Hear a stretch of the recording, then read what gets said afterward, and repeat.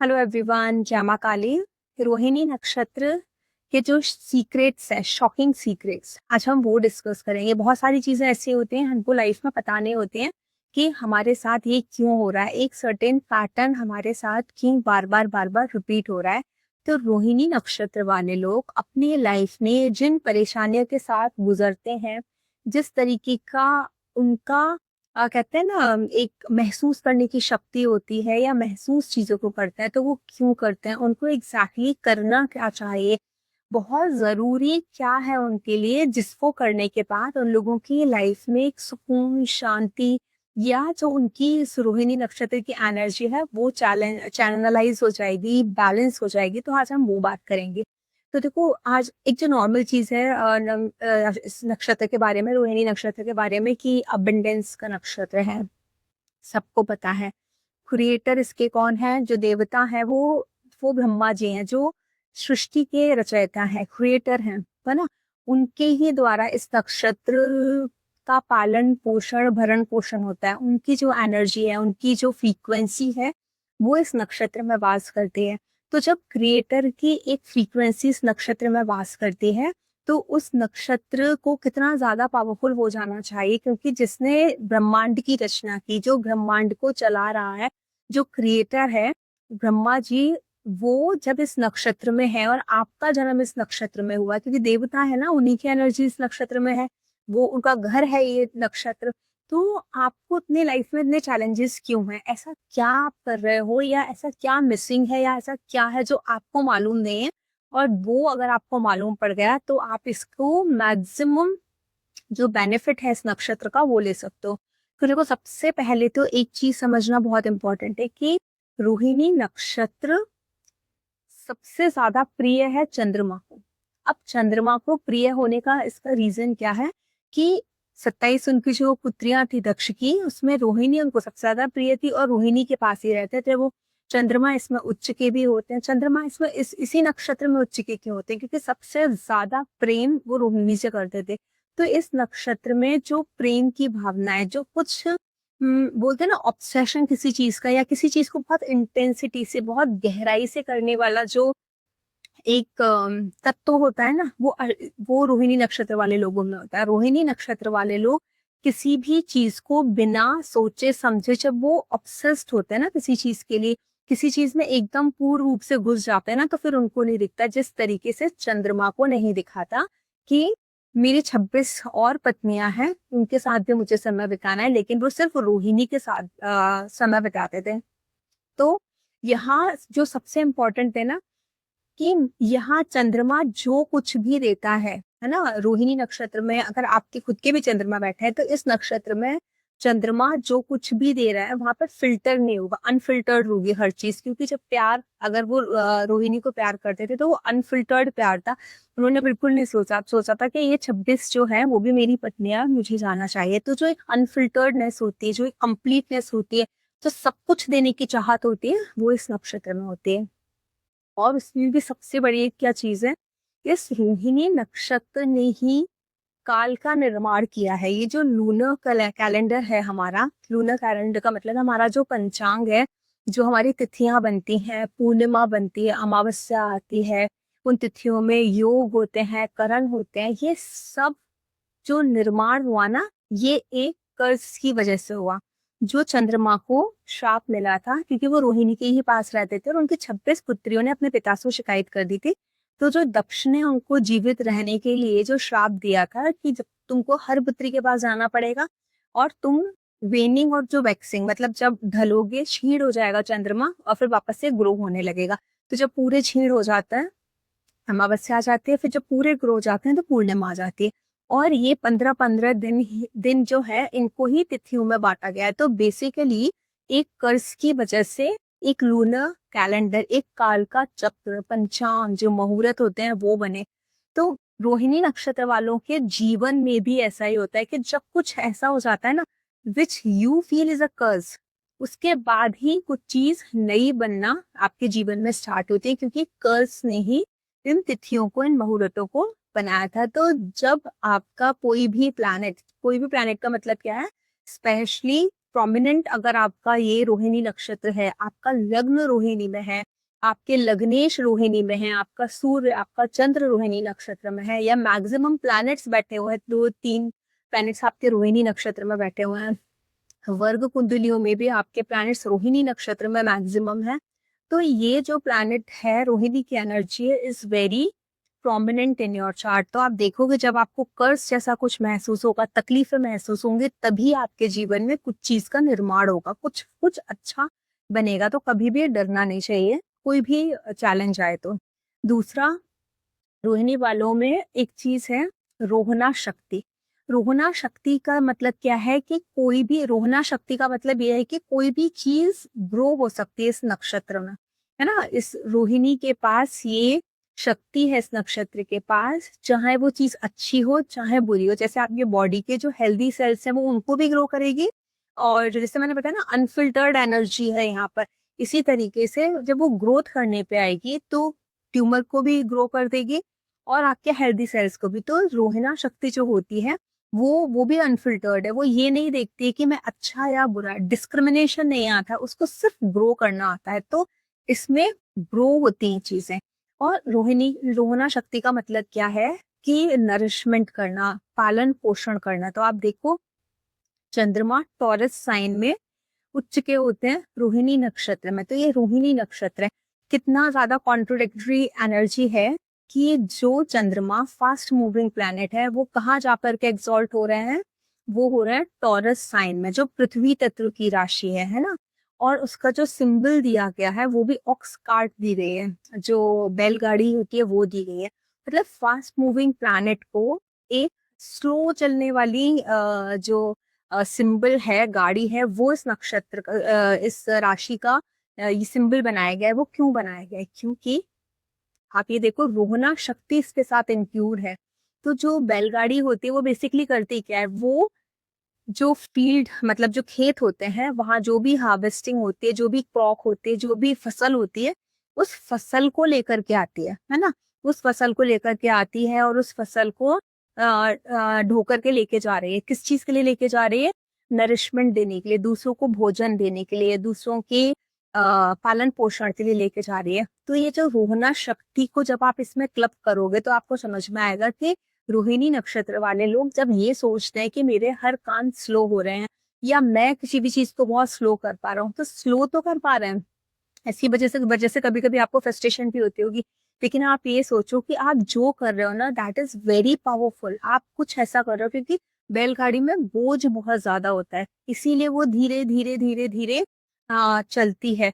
क्यों, क्या कर रही है वो बहुत ज्यादा प्रेशियस जो अबंडेंस है, क्योंकि पहले, आज सेकंड हाउस को धन भाव भी माना जाता है ना, तो आज के डेट में हम उसको करेंसी से, नोट से देखते हैं कि भाई कितना पैसा इकट्ठा है। लेकिन पहले के जमाने में तो जो धन होता था वो बेसिकली आपका धान्य होता था, धन धान्य, जो धान पैदा होता था, जो क्रॉप फसल जो पैदा होती थी, जो अनाज पैदा होता था, दैट वाज कॉल्ड धन। तो ये इसको रिप्रेजेंट करती है। तो वो जो उस धन को जो ढो करके लेके जा रहा है, इकट्ठा करके बंडल में बांध के, that is the shakti of that nakshatra, that is the shakti of that sign. Even Taurus में इसीलिए चंद्रमा उच्च के होता है। चंद्रमा रेप्रेजेंट्स फूड ऑल्सो, वो खाना, भोजन, नरिशमेंट। रोहिणी उनको सबसे प्रिय है तो नरिशमेंट दिखाएंगे बिना सोचे समझे, क्योंकि भोजन हर किसी को चाहिए, चाहे वो अमीर हो चाहे गरीब हो, किसी को भी चाहिए। तो वो अनफिल्टर्ड है, और वो जो क्रॉप जब खेत से जाती है तो वो भी अनफिल्टर्ड ही जाती है। तो ये जो सिंबल है, तो जब आप किसी भी चीज को कर रहे हो जिसमें धीरे धीरे चीजें हो रही हैं, चीजें जिस हिसाब से आप चाहते हो कि दुनिया इतनी फास्ट पेस पे कर लेती है, मैं क्यों नहीं कर पाता, तो हमेशा याद रखो you are doing something great, something big which has a weight. इसीलिए आपकी चीजें स्लो हो रही हैं, धीरे धीरे चल रही हैं। तो ये बेसिक डिफरेंस है। इसके अलावा एक और फैक्ट है कि रोहिणी नक्षत्र में आप देखो, रोहिणी नक्षत्र के क्रिएटर कौन है, मतलब इसके जो देवता है वो है ब्रह्मा जी। ब्रह्मा जी तो सृष्टि के भी क्रिएटर है ना, सृष्टि की रचना की है। रोहिणी, ऐसा भी बोला जाता है कि रोहिणी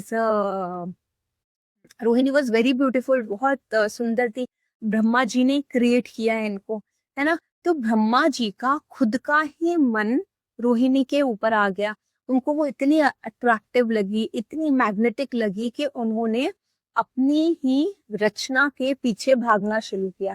तो जब उन्होंने देखा कि ब्रह्मा जी उनके पीछे आ रहे हैं, तो उन्होंने फीमेल जो हिरन होती है उसका रूप लिया और वो भागी।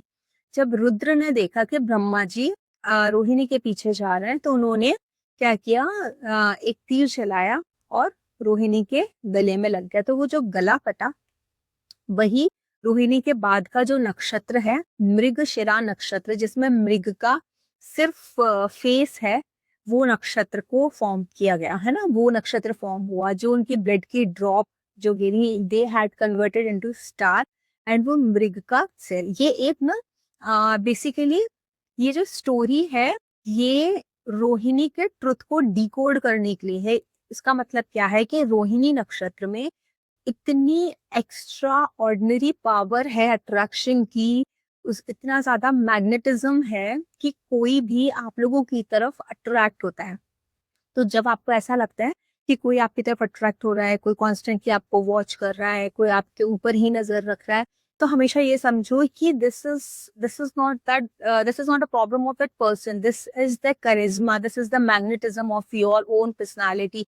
क्योंकि आपका चंद्र रोहिणी में, इसलिए बोलते हैं चंद्र रोहिणी में टॉरस में आईज आते हैं, बहुत खूबसूरत आईज होती हैं उन लोगों की, उनके आईज में कुछ डिफरेंस आप देखोगे। रोहिणी में लग्नोदय हुआ है तो कुछ ना कुछ फेशियल फीचर ऐसा होगा जो बहुत अट्रैक्टिव होगा। वो मोहिनी जो होती है ना, वो होती क्योंकि वो मैग्नेटिज्म है। तो जब कभी भी कोई आपकी तरफ बहुत ज्यादा आकर्षित हो, तो आप समझ जाओ कि this is the energy of your नक्षत्र, ये रोहिणी की एनर्जी है। इसके बाद जो नेक्स्ट एक पॉइंट है, आप ये देखो ना कि ये इतना ब्यूटीफुल नक्षत्र है कि इसने ना अपने क्रिएटर को, मतलब इसका जो क्रिएटर है, जो ब्रह्मांड का क्रिएटर है, इस नक्षत्र के जो देवता हैं, जो क्रिएटर है इस नक्षत्र के, वो भी खुद को इनके पीछे जाने से रोक नहीं पाए थे। उसमें इतनी ज्यादा एक्स्ट्रा अट्रैक्शन इस नक्षत्र में होती है।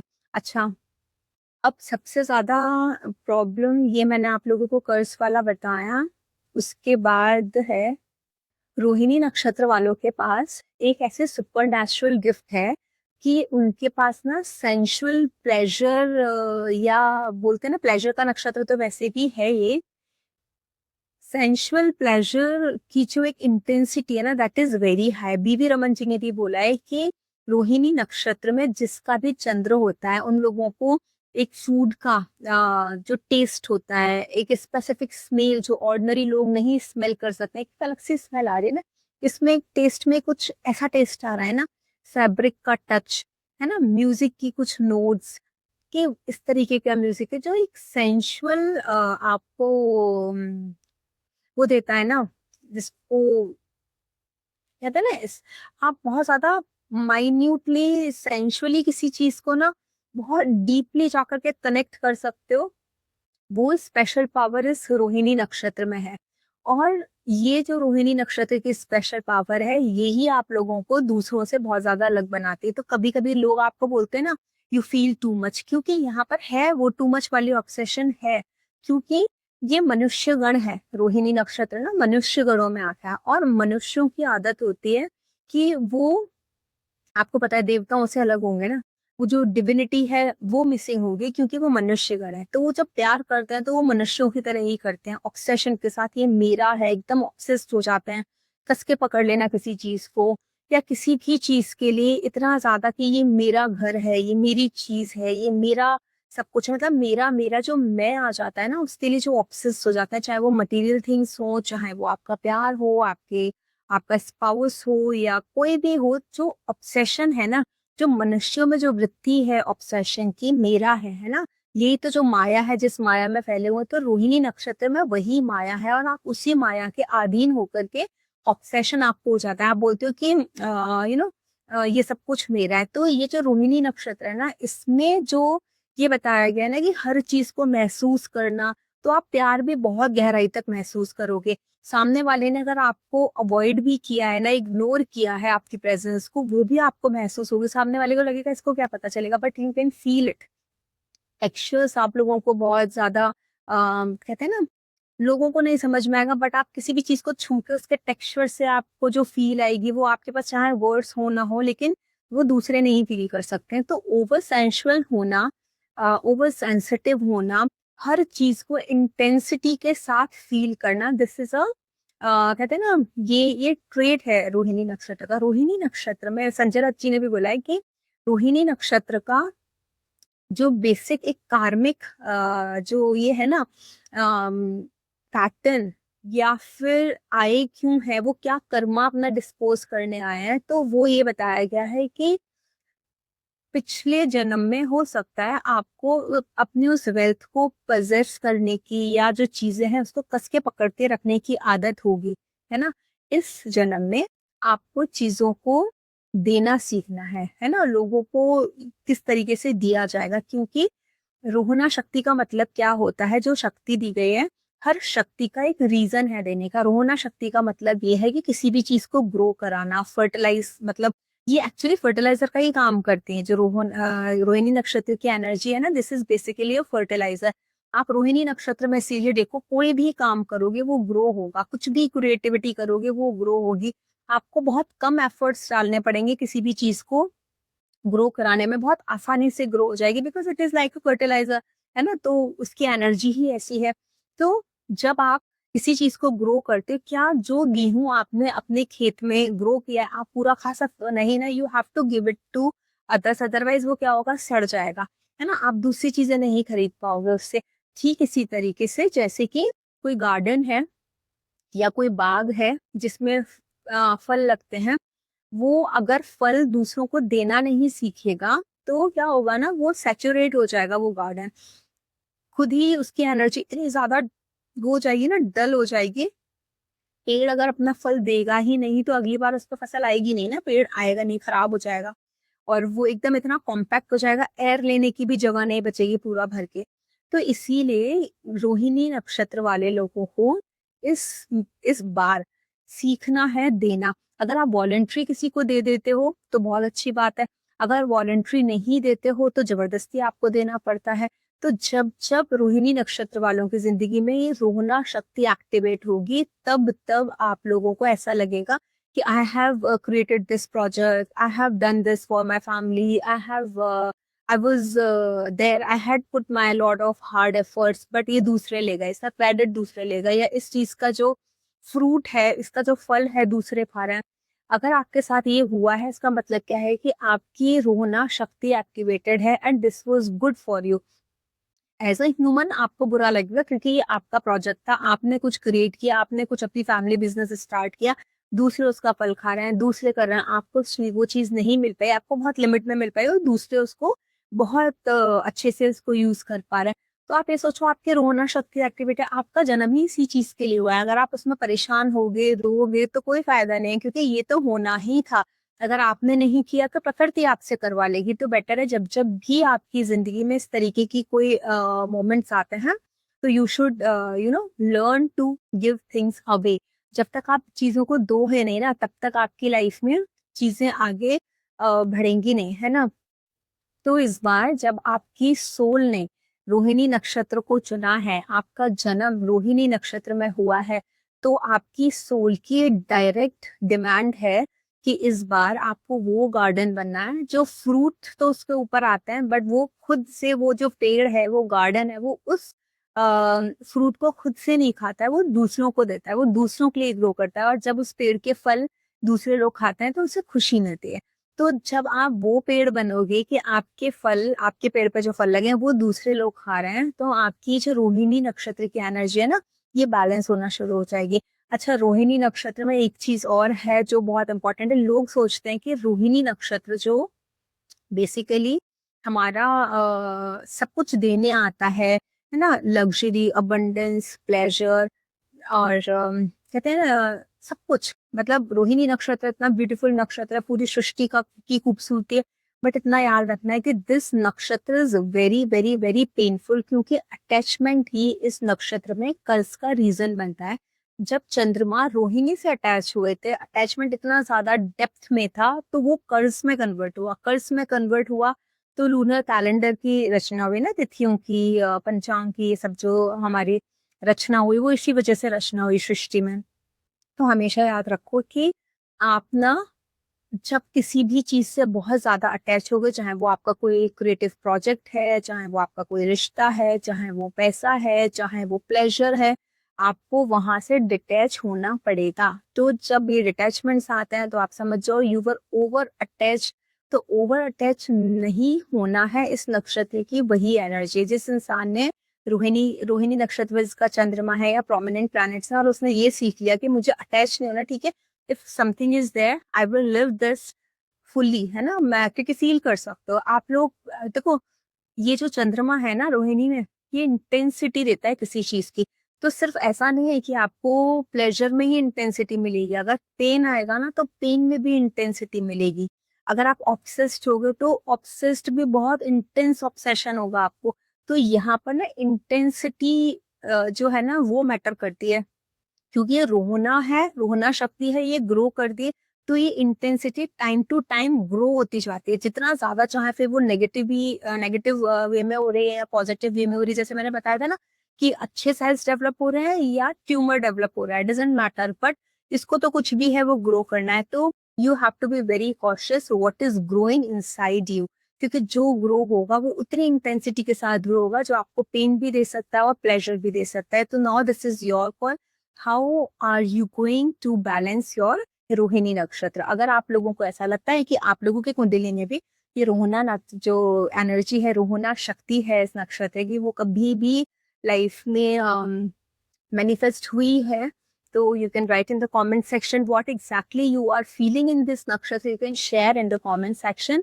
वीडियो अच्छा लगा है तो चैनल को लाइक शेयर सब्सक्राइब जरूर करें। जय मां काली।